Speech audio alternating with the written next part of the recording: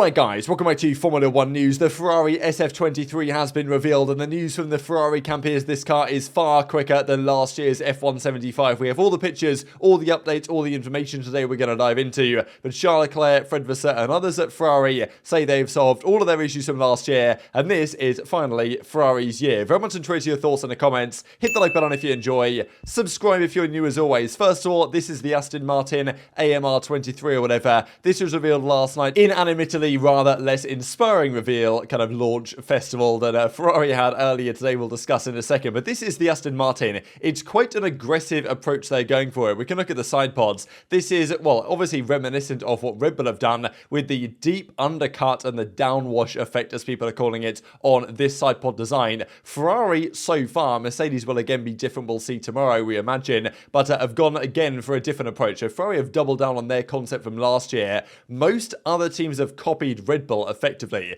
Now, Aston Martin have copied Red Bull and Ferrari. If you guys look at the side pods here, so this is last year's AMR22 at launch. This is this year's AMR23. Very different and aggressive approach. The rear suspension, the front suspension, all different. Even the front wing has some differences from last year's version. Of course, the nose is now longer on the new version. The driver is further back. But look at these side pods, man. They've got not only the downwash undercut, but also they've got the kind of goldfish bowl approach that Ferrari have gone for. So looks like Aston Martin have said, you know what, Ferrari and Red Bull are the best cars. Let's take part of Ferrari, part of Red Bull, and just see what happens. So they're being aggressive, and just compare what we'll see in a second, the differences from last year's Aston to this year's Aston, for what we're going to see in a second with McLaren, which is basically the same car. So here we go, the McLaren MCL60 or whatever it's called. I think that's what it is. And can you notice any differences from last year? The only differences I can see is that chrome is everywhere on the wheels, on the nose, on the kind of roll hoop as well at the back of the car as well. So this is what that looks like, and this is the comparison between last year's on the left and this year's on the right, and you can see that it's pretty much the same across the board. And also, okay, there's some differences here. Even the rear and front suspensions though are the same. The side pods are marginally different. They've maybe taken some inspiration from Red Bull, but yeah, I know there's not a lot of confidence going around McLaren right now, especially because they admitted at the launch, they're like, yeah guys, we're not super happy with the car right now. We do believe it's got some issues we've got to solve. And even just after they launched, rumours were circulating they've got an upgrade package ready for Baku round 5 where they're going to address their weaknesses. Like, oh my god, if McLaren are already saying the car's got weaknesses before the season's begun, it's maybe not a particularly good sign. So we'll see, but it could be a long season for McLaren fans. Those were the two less exciting reveals than what Ferrari came up with, and hopefully this now sets the standard, right, compared to what other teams have done. Ferrari came out, they did a great launch, involved the fans, involved the press, had everyone there. You know, obviously the drivers were giving their thoughts, and the drivers are in the damn car. Fantastic stuff. They launch the car, they get it on the track and drive it around Maranello for a bit. Beautiful to see. You had Leclerc on the radio with Carlos Sainz. It was just fantastic stuff,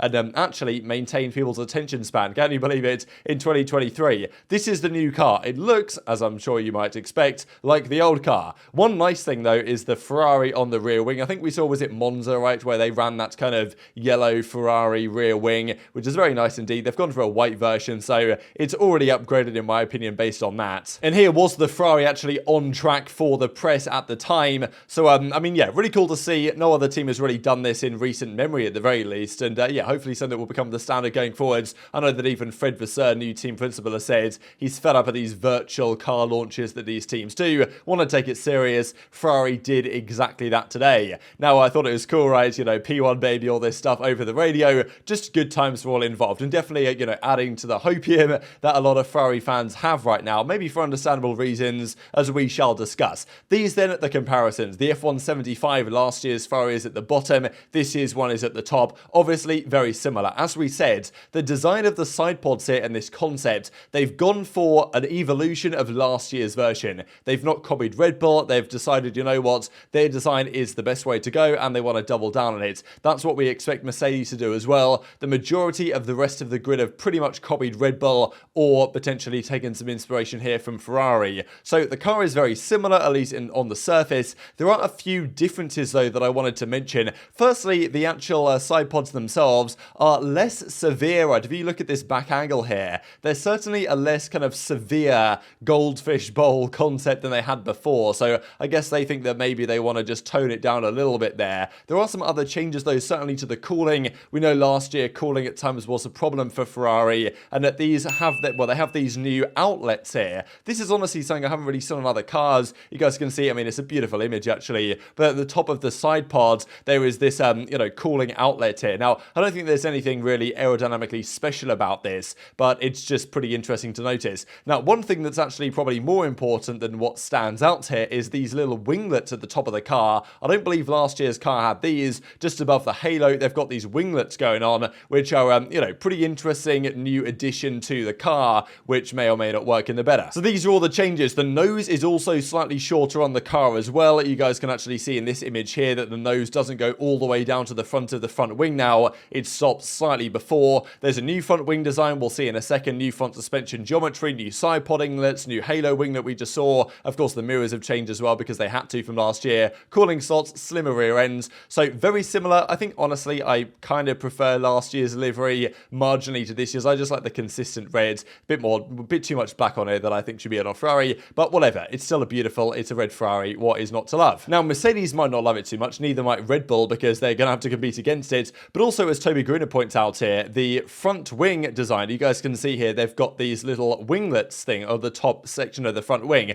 Now, Mercedes, I'm sure, won't be happy about this really, because they tried to implement this last year. You guys might remember, they brought this rear wing into, I think, Austin, and they were told by the FIA, no guys, you can't use it. Those are on the front wing for aerodynamic purposes. They're not allowed to be. Effectively, the idea was they've got to be there more for structural integrity than for aerodynamics, and Mercedes were told you're not allowed to use it. Ferrari saw that and thought, actually, yeah, damn, you guys have got a pretty good idea going on with that front wing there. Let's try and do something similar, and they have brought the same thing to their car, which is now legal. So I don't really think there's any corruption going on here that Mercedes weren't allowed to use it and now Ferrari are, because every team will be allowed to use it now. But I'm sure Mercedes will feel a bit gutted that they kind of came up with the idea, they weren't allowed to use it, and then Ferrari turned up to their launch with the same thing that's now allowed, because they revised the regulations and say that as long as they provide a structural connection between the two upper sections of the front wing, they're now fully legal. So Ferrari can use it. Presumably, Mercedes will therefore be allowed to use it as well if they want to, because they wanted to on last year's car but weren't allowed to. So one quick update on the front wing side.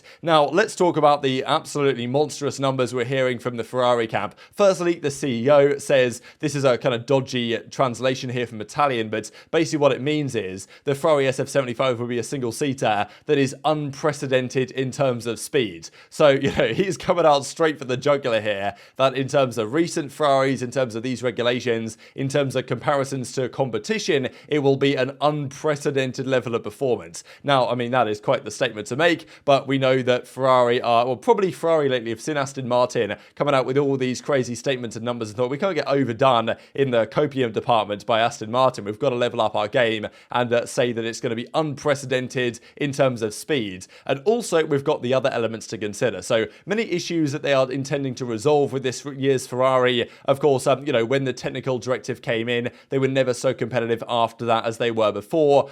The tyre degradation wasn't so good. Of course, the engine reliability was probably their key issue. Race pace was not so good, but qualifying out of control. Engineers internally have stated that the new maximum power they're able to extract from their engine, which they do believe now is significantly more reliable than before, can actually gain them, depending on the track, either 3 to 5 tenths of a second per lap just on the engine, which is, I mean, that's pretty mega, right? If they can potentially gain 4 tenths a lap on average over the season on just engine power, like, that seems outrageous, but apparently that's what their long runs tell them they're able to achieve, which is quite impressive if that is indeed true. So, I mean, yeah, that's obviously concerning for the opposition. Then again, will the engines actually stay reliable over the season, given the fact that we've got 23 races, 6 sprint races, there's like additional tyre testing as well, like there's a lot of mileage these engines have to go through. So we'll see if, Ferrari's, all their issues are resolved. And we even had Fred Vasseur later in the day saying that, you know what, like, we're working on our strategy. It's not going to be an instant fix, but we're going to get there, right? So it's what I said yesterday. They've got to fix the reliability. They've got to fix the strategy. Maybe they can achieve one of those two things this season. Whether if they do fix one of those two things, that's enough to win them a championship depends. If their car is good enough to get away with dodgy strategy as other teams have managed to achieve in the past, or will it take kind of one more year before Ferrari can properly challenge? But they're certainly saying all the right things. The car looks better as well, based on some of the actual people that know what they're talking about. Seems seem to believe that some of the directions are pushing in the right way, because even as Giuliano De Kessa says here in his article, the pull rod layout at the back of the car has been evolved, which apparently is going to allow the car to sit more on the straights, so sit slightly closer to the track, which will reduce the drag at high speeds, so allowing the car to go even faster in a straight line, in addition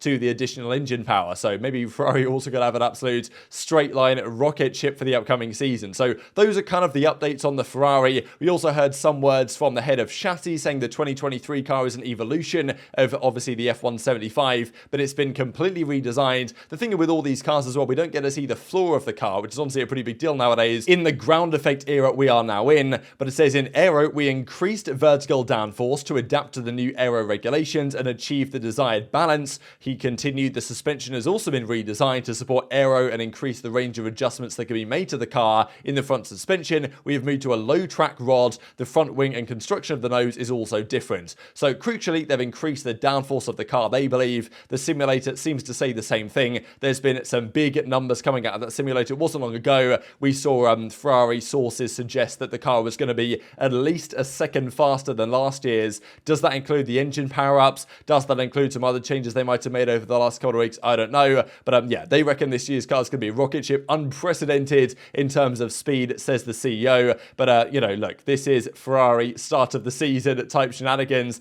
It's been rather a long time since they have won any sort of championship, let alone had a driver win the world championship. Leclerc says today that the car's shown some really positive signs. Will this finally be the season where that translates into reality? We're going to have to probably wait at least a few months to find the answer to that, because the start of the season for Ferrari might well go very well indeed. Wouldn't be a surprise if it did, but of course we saw how that story ended in 2021, and Charles Leclerc of course points towards their reliability last year, which costed him and the team so heavily, and says there's been a lot of work on that as well. So tweet your thoughts in the comments below if you guys are Ferrari fans. What's your optimism looking like for Ferrari? Are you ready to get hurt yet again, or are you more confident than ever that this year is finally going to be the year? So hit the like button if you enjoyed, subscribe if you're new, take care, and I'll see you next time.